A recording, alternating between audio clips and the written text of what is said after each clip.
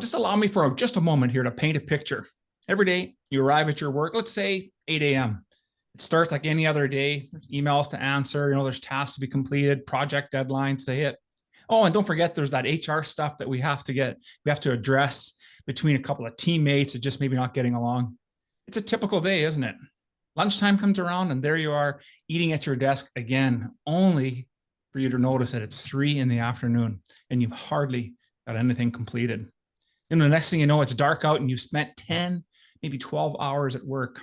And for what? Well, my friends, that is what we're going to engage in today's discussion, because in that question lies an answer that we may not realize that we've been making all along. And it's called a choice. And before we get into all that, I know that today's never been more difficult for us to be men.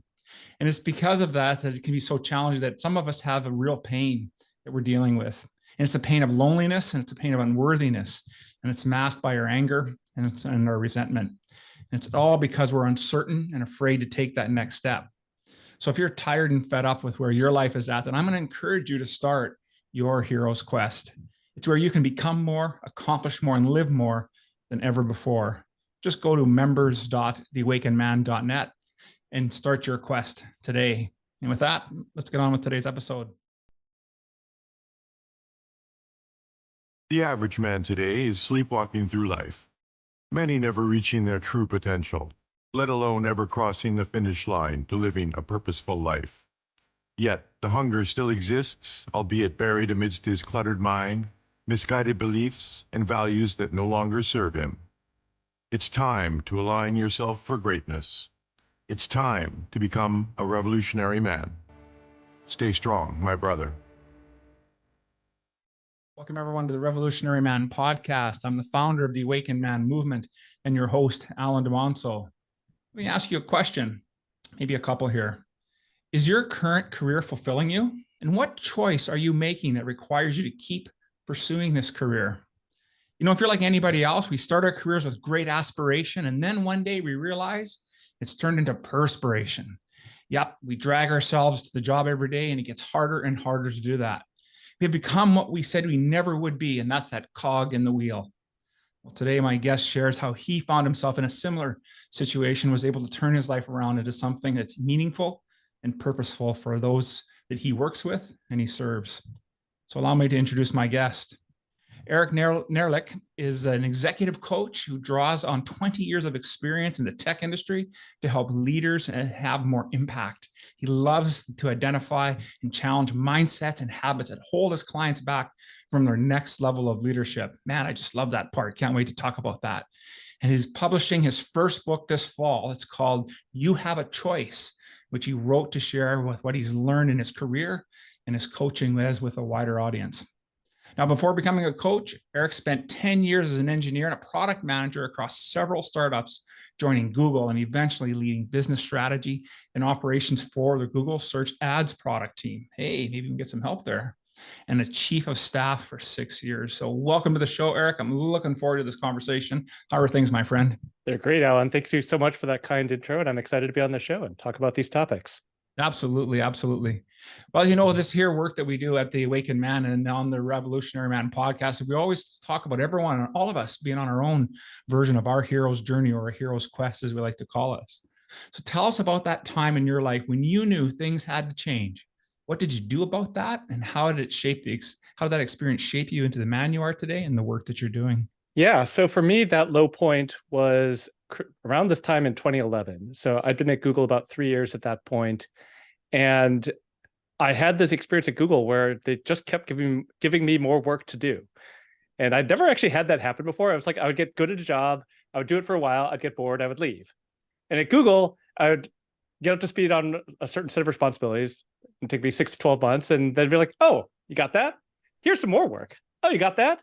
Here's some more. And here's some more. And here's some more. Oh, and we would love for you to do this too. And soon enough, I'm working 90, 100-hour weeks on a regular basis, doing that for 3 years, 8 a.m. to midnight, pretty much every day. Sometimes I would take a Saturday afternoon off. And I felt I had to do it. I'd been told this is what it takes to earn a promotion. I've been told I need to do everything my manager says to earn a good performance rating at Google. And all my life, That's what I do.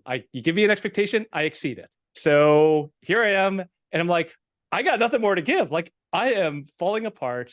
And the breaking point for me was Q4 2011 was really hard, and I was just working just god awful hours. And I was like, okay, I'm looking forward to Christmas. I'll take a week off, spend it with my family, enjoy that time off. And I wake up Christmas morning with 103-degree fever. My body just completely collapsed, and I was in bed for a week sick. And I'm like, okay, this is not okay. Like, this is not something that I want to keep doing. And I don't know what it was that week, but for some reason, this voice appeared in my head. It's like, you could do something different. And I'd never considered that possibility. Like, no, you just have to do it. You given work, you do the work. And this voice kept on nagging me. And eventually, when I went back to work in January, my first one-on-one with my manager, I was like, I'm not working that hard anymore. They're like, what does that mean? I'm like, I'm destroying myself. I'm not willing to do that anymore. And they said, well, if you can't handle the work, I'm going to find somebody that can. It's like, okay, I understand. If you can't handle the work, you're not getting that promotion. Your performance rating is getting slashed. I'm like, I accept that. So that's what happened. They slashed my performance rating. They took away half my team, and my worst possible outcome had come true. Like, I'm like, I have definitively failed at the expectations I've been given. But the really bizarre thing was, I didn't feel crushed. I didn't feel useless. I didn't feel valueless. Instead, I felt, almost for the first time in my life, I felt free. I had this rule in my head. I have to do everything my manager says, and I've just changed it. I have to do everything my manager says, unless I'm willing to accept the consequences of not doing so. And that moment was when I first realized I have a choice. I was like, oh, that was a choice I was making. I was choosing to do everything my manager said, but I could just not do it. And there's consequences, and I can live with the consequences. And my whole life since then has been really pushing the limits of that. What else can I do that I thought I couldn't? So, that's been a lot of things. I traveled internationally to India for the first time by myself. I was like, can I do this? I could. I went bike camping. I was like, I'm going to do a 6-day bike camping trip down the California coast. Turns out I could do that too. I ran a marathon. I started doing 100-mile bike races. And most importantly, I've been hopelessly single my whole life. And now I'm happily married with 2 kids. All these things arose out of this realization that I had been the one keeping myself trapped. I'd been the one building the cage, holding myself in with what I thought I had to do, I must do. And once I started questioning those cages, my whole world opened up. So now I work as an executive coach and help others see the cages they're holding themselves in and start going like, what about that? Can we move that? They see that wall there? Let's just move that a little bit. See what happens. It's like, ooh, I've never touched that wall. It's like, yeah, let's try it. Let's see what happens. Yeah. They're like, the world didn't end. What else is possible? That's incredible. I was just writing down a ton of notes there. And when you first started off talking, describing your journey there at Google, the first thing I thought talking about, well, giving you more work to do. And the note I wrote down was, if you want something done, you give it to a busy person, because for whatever reason, we figure out how to get it done. And that, and really, if our goal in life is to, climb the corporate ladder, so to speak, then that's what we do. And we lean into that. And, sometimes that's really successful, but after a while, the next part stuff I was writing down is, it was the unconscious programs that you had playing that really was that detriment. And it took a life incident of, 103 fever for you to have that moment to break, to start to recognize these programs have been playing. And while they have served you on one side, really what was happening, it was a disservice. And the other thing that I really enjoyed about your story is when you went back and you talked to your manager about, I'm just not going to work that hard anymore. I'm still going to do my job. I'm going to show up every day. I'm going to put in an honest day's work, but it's not going to be 90-hour weeks. That you were okay with the consequences. And so you spent that time, I would imagine you spent that time understanding that decision, that choice, and how that was going to play out, and that you were going to be okay with it. And so I just want to finish summarizing what you had said, that you made the comment about, you recognize I was the one building the cage. And how often do we make it about something else in life, right? That it's somebody else. It's my boss. We talk about relationships on this podcast too. It's my marriage, right? I can't do this because, it's just there's something going on in my marriage. And really, is it? It could be a part of it, plays a part, but it's probably not the whole totality. So tell me a little bit more about what common blockers you're finding that now that you're coaching and aspiring leaders and helping mentor them, what kind of the common blockers are they having? Are they similar to what you described, or are there other things we should consider? A lot of it is similar to what I described. I mean, I think I want to really emphasize one thing you said, though, which is like these rules had worked for me at one point. They made me successful. That's why I built them. That's why I wrote those programs, because they worked. When you're in school, working harder and exceeding expectations gets you lots of good things: gold stars, A's, admissions, all the things you want. When you're an individual contributor, same thing, gets you all the good things. So it's like, people are like, oh, why don't you just stop doing that? It's like, because it works. And that's what makes it so hard to let go. And that's I think the really hard part about all this is change. It means letting go of what once worked for you. And boy, is that scary. So when somebody comes to, one of the taglines I've been using for the book is like, this is the book for when working harder isn't working. Because if you're working harder, doing the same things you've always done, and it's not getting you the results you want, working harder is not going to solve the problem. It's time to stop and look and reflect and say, like, is this behavior that once worked still working? Is it serving me? Is it getting me what I want? And if not, can I put it down and try something else? Man, I just love that part. I just made a note there. Working harder is not the answer, is what I just jotted down. And I think about that because as guys, and especially if we have a bit of a A-type personality and we're real go-getters, that we just think to solve our problem, I just have to do more. I got to do more of this or more of something. And while that's okay in the gym, to improve our physical fitness, there comes a point when doing more isn't the answer anymore. It's about recalibration, I think, is what you're talking about, right? It's really about recalibrating and looking at, well, what is it that I want for my life? And how do I want to shape it? And so I'd like to go to another point that you talked about there, being hopelessly single, and now being happily married, and talk a little bit about that paradigm, that cage that you had built, and how you were able to find the door to open that up to allow your life to change. Yeah. So I grew up a kind of scrawny nerd. And, I just assumed nobody liked me. And the feedback I got from girls when I was young was very much confirmed that. And so you get that for enough years as a kid, as a teenager, it's like, well, that's just who I am. I'm this scrawny word that's nobody likes. And I mean, you can't see me, but I'm now 6'3", 210 pounds. Like, I'm not the scrawny nerd anymore. But my self-image had never caught up to that. And more importantly, because my self-image hadn't caught up, when I would go on a date, I didn't believe I was likable. I didn't believe I was lovable. And if I didn't believe it, there's no way the girl in front of me is going to believe that, because they're like, this guy, there must be something wrong because he does not believe himself. So all my dating experiences went horribly, which just confirmed the idea I had in my head. And that loop continued for, 30 something years, 40 years, I don't know, a long time. But here's the fun thing. I mentioned that flight to India. So like this year after I burned out and I had this choice, I did a few new things. I learned to snowboard. I went on this bike camping tour. I went traveling to India for 3 weeks. And I remember on the flight back from India, it's a long flight, I had plenty of time to think. And I had my journal and I was writing like, I have a new superpower. If I decide I really am going to do something, I will figure out how to do it. And clearly the answer of like, what should I figure out how to do was dating. Like, I'm going to work on dating in the next year. And the key insight I developed in that year, well, first of all, I was like, okay, I'm just going to go on a lot of dates. Like, let me just do it a lot, exposure therapy, and figure out what I'm doing wrong. And I figured out the main mistake I was making was I was looking at the first date as like, is this woman in front of me going to be my life partner and the love of my life for the rest of my life? That's a lot of pressure to put on a date. And once I was, again, that was the rule. That was the mindset I had. Once I changed that to, I just have to decide, do I want to go on a second date with this person?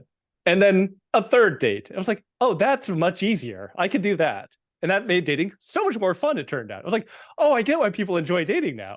I'm, 39 years old at this point. Like, took me a while, but you get there eventually. And then the next part was, so I got to that point where like, oh, I'll go on the next date. And then like, I went out with a girl for like 2 or 3 months and it fell apart horribly. I'm like, okay, that happens. And I went out with another girl for 2 or 3 months and it fell apart horribly. Well, that happens. Once it happened with 4 women, I'm like, it might not be the women. And that's when I went to therapy and untangled some stuff from my own childhood and my thoughts about how relationships work and all this sort of thing. And we can go into, I'm happy to talk about that. I just don't want to, so you can follow up if you want. But after I went to therapy, I was like, I started to figure out like, what do I actually need in a relationship? So I had like this long list of things I thought I wanted in a partner. And when I worked with a therapist, we came with like, what do I actually need in a relationship? Which was not at all the same as the list. And a few months after that, I met my now wife, who we have on the surface absolutely nothing in common. She grew up in communist Bulgaria. Wow. We have like very little overlapping interests. And so there are a lot of ways in which we should never work as a couple. And we comment on that regularly. But at the core, she had the character traits and the values that matched mine. And so therefore, even though we're different in so many surface ways, we work beautifully. And it turns out it makes parenting easier because we're aligned. We're like, this is what we want for our children. And it doesn't matter what activities do in common if you can't agree on what's important. So that's a little bit of my story. I'll let you riff from there. Yeah, absolutely. What I really like about what you're describing there is really the recognition that instead of putting all this pressure on, and I think we tend to do that at times. I catch myself being really bad for that, especially as the younger version of me. If I couldn't do it perfect, then I didn't want to do it, or I'd be extremely critical about the outcome or the result that I had produced on something. And so when I heard you telling your story, I was thinking of that, and how many times do we do that in other aspects of our lives where we have this big, hairy, audacious goal on something that puts so much pressure on that really that is ultimately that might be where you want to be. Yeah, you're looking for a life partner and have family and all that. But does it have to be at the first date? We start a business. Is it going to make $1 million the next day? Probably not. Are we understanding the position we're putting ourselves in? And when we set ourselves up for failure that way, it's understandable why we tend to want to quit the things that we've become passionate about because we have the wrong paradigm. And so that's really the takeaway that I'm getting from that and from your story is that when we think about in other aspects of our life, it's that pressure and how we framed it, right? And as you were talking about earlier about the, working with clients and having them, they don't see that what's going on, and that really leading me into my next question. I was just thinking about, that because our lives are all shaped by our history, right? And then we put meaning and stories around that, and then we have, and so we live our lives along this meaning path of something that's happened. Meanwhile, we don't recognize that there's blind spots there, and so. What would you say to somebody that, you're working with them that having this blind spot or helping them understand it so they can realize that how they've created this cage for themselves? Yeah. So I guess I'll use a real example, one that I have the permission of my client to share because I share it in the book. But I had a client who was promoted to his first C-suite position in a startup, and he's leader, he's taking charge, he's supposed to be in charge of his domain.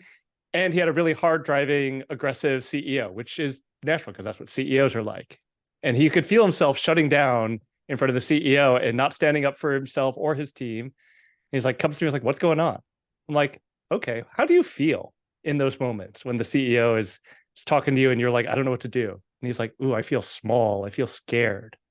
I'm like, okay, what are some other times in your life that you felt that way? And he stopped and he was like, I feel that with my dad. Isn't that interesting? He's like, yeah, I was the peacemaker. I was the one that had to make things work among all the siblings. I was the middle child. Like, I have to make it work. Okay. Do you think that's what's necessary in this position with your CEO? He was like, no. It's like, and I mean, it's not quite as simple as that because there's years and decades of conditioning. But once that pattern was brought into his conscious awareness, he could work on it. He could pay attention to those reactions and ask himself, like, do I want to show up like that? Or do I want to show up like the confident leader I can be? And again, I revealed he had a choice. And once he saw that he had that choice, he made a difference for him. Yeah, absolutely. I was just the note I wrote down as we talk about in our programs with our group mentorship and the Hero's Quest is that we always are looking for those self-sabotaging behaviors, those programs that are playing underneath that have been playing so long that they're not conscious anymore.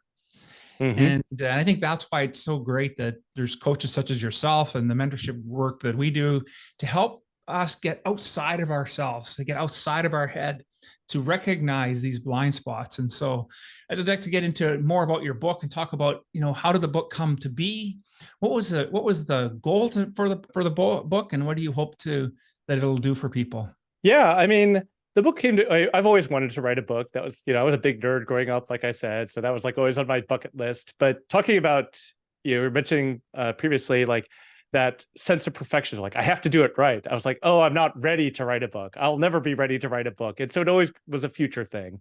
And then I realized over the past few years that I was saying a lot of the same things to a lot of my clients. Same mindsets, same experiments, same stories. And I'm like, it feels like there's something here. Like if I'm using a script that's pretty similar for a lot of my different clients, maybe I could write it down. And even that it was still a little fuzzy for a long time. But I eventually sat down and tried to figure out, like, okay, who am I writing this book for? And when I reflected on it, the answer was my pre-burnout self. I'm overwhelmed. I'm stuck. I don't know what to do. How do I get out of this? I can't, this working hard has gotten me here. How do I stop that? Like, and do I lose everything if I stop working? Like all these kind of questions. So that's kind of the original target of the book, was somebody who feels stuck in their life and is not feeling satisfied. Like literally the first line of the book is like, how do you feel about your life? If you love it, this book isn't for you. Keep doing what you're doing. If not, let's talk.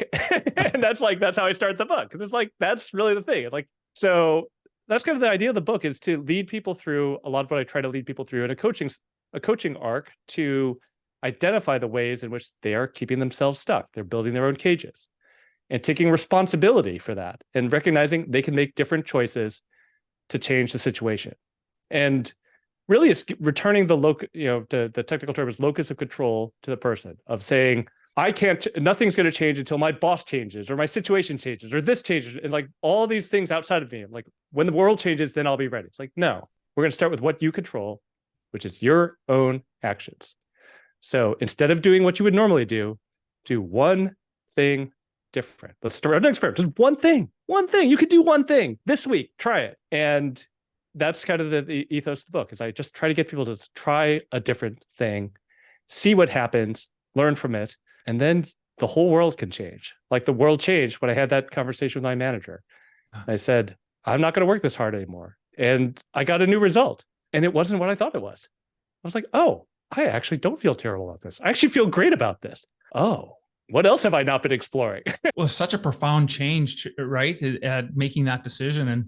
And thank you for explaining how the book came to be, and what folks can look to get out of it. And I think it's such a great point that you're making, is about really taking opportunity to take responsibility for our lives. We may say that we do that, but when again, I go back to these self-sabotaging, these behaviors, some framed also I believe it's also framed around some limiting beliefs about that. That's that story component that stays there and keeps us trapped. And so it's great to see that you've got a tool now for us to be able to work through, to give us that opportunity to change our paradigm on some things. And so I'm sure you must have interviewed tons of people to find the best stories, the best pieces to put in the book. So what characteristics did you find, though, in finding effective executives that you've been able to put into the book? Yeah, I mean, I wouldn't say I went out and did interviews. I mostly took stories from my existing clients. But like one story I use in the book is an example where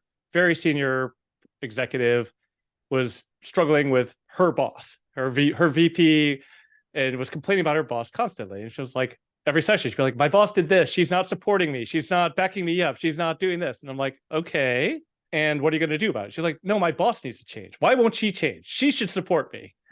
I'm like, okay. How long have you been working for her? 2.5 years. And has she shown any signs of changing in those 2.5 years? Like, no. What if you plan for a world where she doesn't change, and stop waiting for her to change and do something different? She really didn't like that answer. Really not a lot. And so, but eventually, after a couple months of me repeating that message, it got through. And she's like, okay, I would have this conversation and not wait for her to take action. Like, great, go do that. And she's like, oh, I can just go have that conversation without waiting for my VP. I'm like, yeah, you can. Yeah. And that sense of agency kind of built on itself. She realized, oh, I could actually go look for another job if I hate this job. I could mobilize allies that are, that are work with around this VP. Like there's all sorts of things she could do once she took away the block that the thing that needed to change was the other person. I was like, that's never going to happen. I mean, it may happen. It'd be great if it happened, but you can't depend on it. So live in this world, the one where she doesn't change, and then see what happens. Yeah, that's I can just imagine how that conversation went and the look on her face, because I get a similar one when I ask my guys to, when it's the accountability check-in and it's asking them to do something different, and because it's scary, and that's why I talk about, the hero's quest is that we may not want to admit it out loud as guys, but we're really afraid. We're afraid of lots of different things, depending on what stories that we've told ourselves and how our upbringing has affected us. And so I think people in general are afraid to make a change because we don't know if we can handle it. I think in the end, that's what it boils down to. And the reality of it is that the kind of change that we're asking people to do isn't going to be life-threatening. We're not asking to jump off a cliff without a parachute, although it may feel like that. It's truly just taking one step down a staircase. And then as we do that, then they get an opportunity to see that, life is okay. We can survive. Yeah. And I'd love to build on that, because it does feel that like jumping off the cliff kind of thing. It's activating the same circuits in your body. It's the fight or flight, the survival instinct, the adrenaline, the cortisol, all that's getting activated. So it literally feels like you're being attacked in those moments, because your identity is under threat. Your life, your physical life isn't under threat, but your identity is under threat. And that activates all these circuits. So one of the things I talk about in the book is like recognizing that moment happens. And you can feel it. You can feel yourself constrict and get into a fight position or like getting ready to run. And it's like, okay, don't do anything in that moment. Like stop, slow down, take a deep breath. Funny story. I've been working on this with my almost 5-year-old son, and every now and then I mean, I'm not perfect either. So I like lost my temper recently and I started yelling, and he's like, Daddy, don't yell, calm down, take a deep breath. I'm like, child, you are so right. And in this moment, I really don't want to hear it. But I guess the point I wanted to make was like, in terms of waiting for the other person to change, like, let me tell you, this often happens in marriages. Like, I'm going to change when my wife changes. Like, yeah, that's not good. That's not going to be a very effective tactic, it turns out. And I've learned through my own work and with the partnership with my wife, it's like, yeah, when that difficult conversation needs to happen, I need to have it. Otherwise, I'm just building up resentment and getting mad at her that she's not changing when I haven't even told her what I don't like. So gotta just say, hey, this bothered me when you did that. Can we talk about it?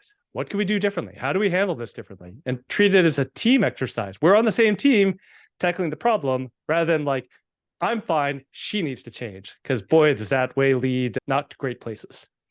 Yeah, absolutely. That's when the boxing gloves come out and things just go spiral downward really fast. And when I like what you're saying, I think when we have that chance for a hard conversation, a crucial conversation, that how we frame it makes all the difference. Because when we make it really about the impact that's happening for ourselves and how that came to be for us, I find that the reciprocal, the person who's having that conversation with us, they tend to relax a little bit, because they recognize that it's not all about them. They have their part.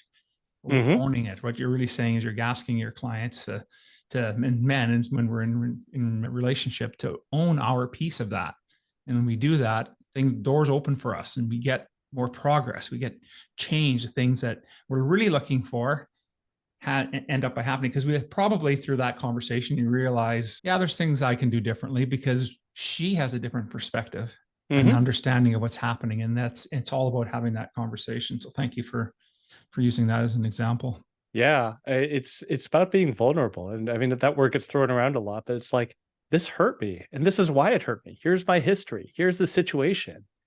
And sharing that creates a different relationship. It's not like, I know you're not intending to hurt me. You're my wife. You love me. But here's why it did hurt, because this is my history. And this is the baggage I'm bringing in here. And I read this book called Us Getting Past You and Me by the marriage therapist, Terrence Real. And he has this wonderful line in there, like, the functional move in the relationship is to give your partner a chance to come through for you. You got to give them a chance. If you don't give them a chance, they can't come through for you.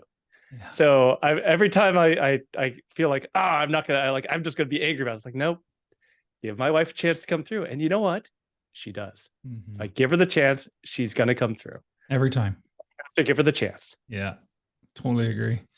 Hey, thanks for talking about reading different books. So I'm curious, as an author now, and and coach and mentor, what was a book that really impacted your life, and what was a lesson from that book that really helped you, form some of your personal philosophy in your life and your life's mission? Oh God, that's a hard question. I have so many. As you can tell by my background, I love books. I have a lot of books. I guess this isn't like maybe a life-changing one, but the one that comes to mind is Radical Candor by Kim Scott. And it's a leadership book, but she talks about you can care for people and you can challenge people, and you can do both. So what she talks about in the book is if you care for somebody, but you don't challenge them, she calls it ruinous empathy. Like you're so nice to them that they don't actually find out what the reality is. You're not actually showing them what's happening because you're not challenging them. And that's a quadrant I spent most of my life in, because I'm like, well, I don't want to make people upset, so I'm just going to not talk about the hard things. And the lower right quadrant is like when you challenge people, but you don't care about them. And she just calls that obnoxious aggression. And I'm like, well, I don't want to be bad, so I'm going to be over here. And she's like, no, you can do both. You can care about somebody and challenge them directly. And I was like, oh, that's powerful. That's interesting. And it seems so obvious when you put it that way, but I'd never seen that framing before. And it's really, it was good for me as a coach, honestly, to realize like, yeah, my job is to challenge my clients while also caring deeply for them, but recognizing that the thing holding them back are these limiting beliefs that you mentioned. Yeah. And if I don't point them out and challenge them and say, like, you are doing that thing again, they're not going to advance. No. So that's one example of a mindset that's been super helpful to me. Love that. Like, just made a note that what'd you call Radical Candor? Yes. I'll make sure. By Kim Scott. Yeah, it looks like this. Awesome. Perfect. Now, obviously, as being a coach and a mentor, you're some at times where you're offering advice and you're helping people along. But let me just flip the script on that, and let me ask you, what was the best piece of advice that you've been given, and how has that served you? I have like two that come to mind. I'm trying to decide which one to go with. I guess I'll go with, so when I was in that time when I was working too hard and starting to burn out, I had another guy that I worked with, a director at Google, who was remarkable, not because he had a huge impact, which he did. He was strategic, he was trusted. The executives up to the CEO and CTO or CFO trusted him at Google to get things done. That was the impressive part. The impressive part was that he left work at 6 p.m. each day. And I'm like, you are being extremely effective and impactful, and you are not working crazy hours. How? How do you do that? He said, well, I do the most important thing first. And if I don't get to the second thing, that's okay. It wasn't as important. And it seems so obvious. It seems so simple. But if you in your intro, you mentioned what it's normally like, where it's like you get in, you do emails, you do meetings, you're chit-chatting, you're doing this, you're doing that. And all of a sudden at 6 p.m. and you haven't done the one thing that was really important, the one thing you have to get done that day. And that's what I was doing at the time. So it'd be 6 p.m. I spent my whole day frittering away doing emails and meetings. And that's why I was working till midnight, because I actually had to go do this one thing that took several hours. And he didn't do any of that. He just didn't respond to emails, didn't go to meetings. He would just go do the one thing that was really important, get that done. And then whatever time he had left over, he would do the other stuff. He was just explicit about his priority and what was most important. And that's what made him effective. Man, I love that. And that's, and I've heard that in different framework as well, about just when you get done that one thing, your priority, then the next thing you do is your new number one. There's never, you're always focusing on that one piece. And I think that's why executives that's how they get into that C-suite. They've figured out how to maximize their productivity. They figured out how to do things. And we can do that, whether we're sitting in the C-suite or we're sitting in the father's suite at home and leading our families, right? What's the most important thing that we're doing in the moment?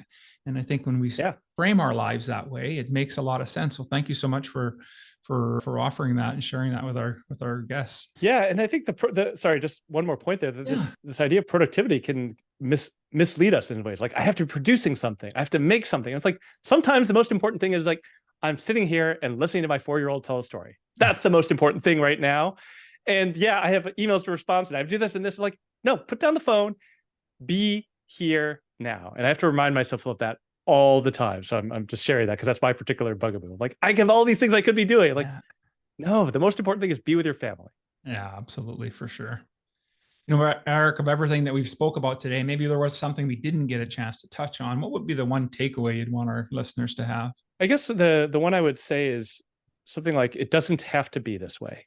If there's some area of your life that's not going the way you want and you're feeling stuck about it, you're like, I don't see how this can ever change. I want to promise you that you can do something different. Even if you really are stuck, you can change your mindset, your belief about it. You can accept it and say like, yeah, this sucks.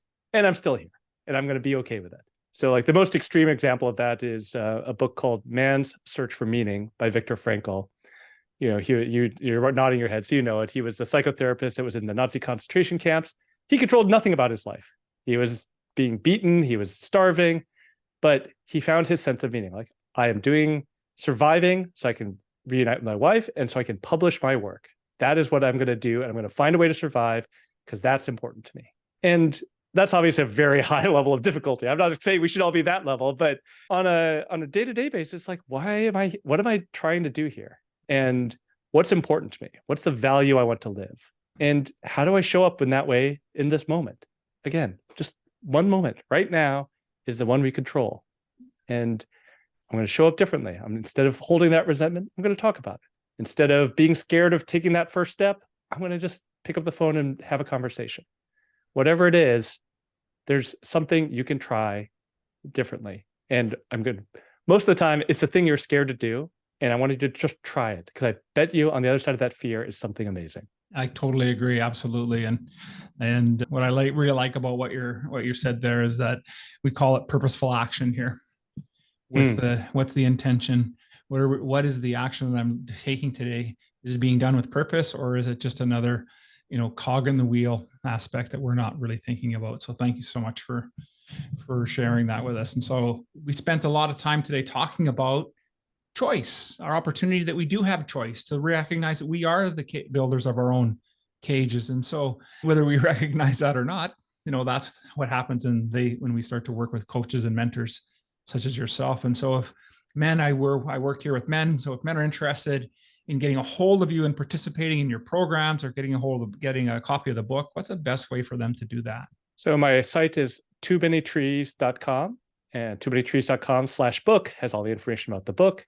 It's, an allusion to the saying, you can't see the forest for the trees. Like, you get stuck among all the trees and you can't see the forest. And so my job is to help you get out of the trees and look at the big picture, see the forest, and see how you might be getting lost among the trees. So toomanytrees.com, that's the best way. You can also follow me on LinkedIn, but my name's hard to spell, so just go to Too Many Trees. No, fair enough. I'll make sure all that information's in the show notes so folks get an opportunity to reach out with you and connect. And when was the book coming out, or is it out now? It's out now. Yesterday was launch day, so it is now available on Amazon. Right on. Perfect. Well, we'll make sure we put a link to the book in Amazon as well, so folks can have a quick access to it. So thank you once again, Eric. Loved our conversation today, and really appreciated having you on the show. It was a great conversation, Alan. I really loved it and loved the things we explored. Thanks for the great questions.